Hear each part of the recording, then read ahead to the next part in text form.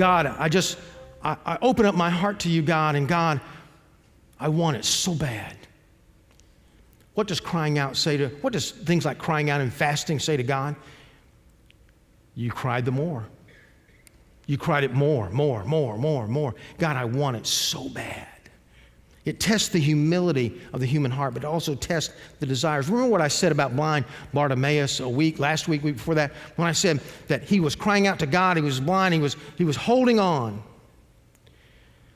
to the disciples and crying out to Jesus, Lord, I'm blind, would you restore my sight? Jesus at first did not acknowledge him because the crowd was all around him. They were pulling at him from every direction. And finally, one of the disciples said, would you leave the master alone? And he cried the more, it says. He cried louder. He cried more. And Jesus, realizing that his faith was so strong, that he was so desperate, he knew only Jesus could help him. He turned around and he healed the man. How bad do you want it?